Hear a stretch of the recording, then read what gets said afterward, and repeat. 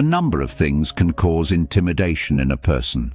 Some would say it stems from a low self-esteem.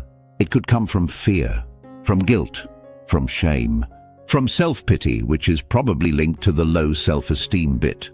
We would be looking at each of these and hope that we can find encouragement to not stay intimidated, but be encouraged. 1.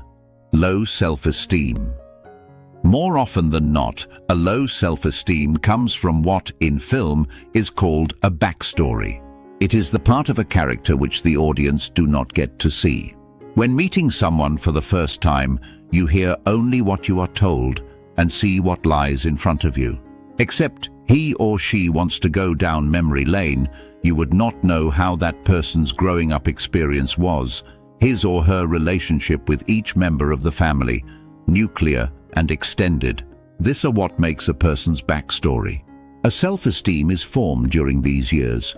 How you see yourself. A person who comes from a poor home is likely to see himself or herself as lacking in many areas, ones that have to do with money. Self-pity can come in, and it is easy for such a person to feel intimidated when in the midst of others from a higher class, even though there might be people there who are struggling with the same thing. 2. Fear.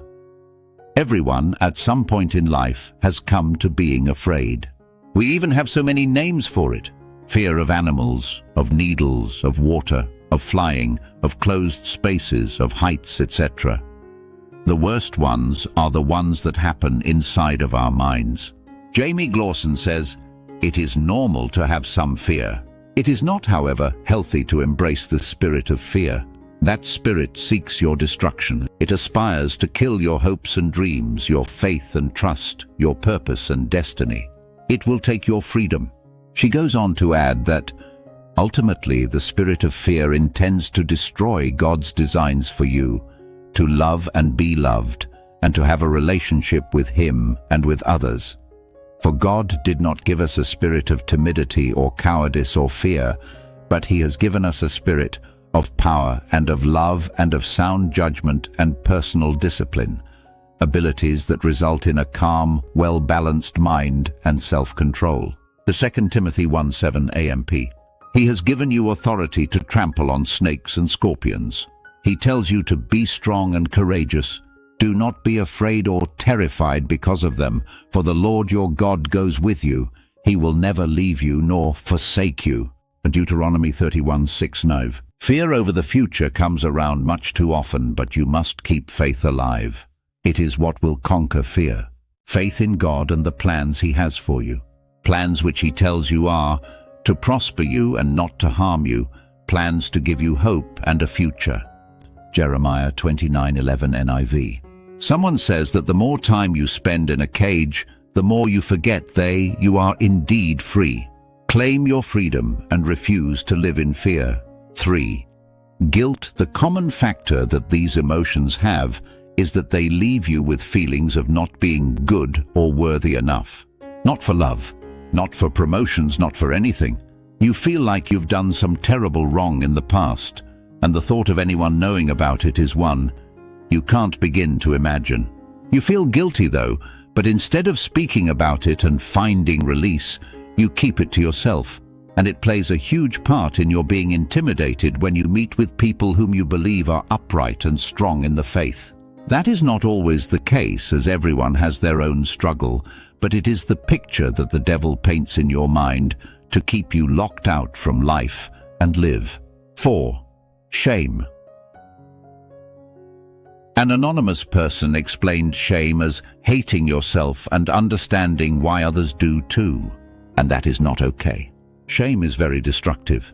With guilt, sometimes a positive change comes out of it. It is rarely so with shame. A person doesn't go, "I did a stupid thing." Shame says, "I am stupid."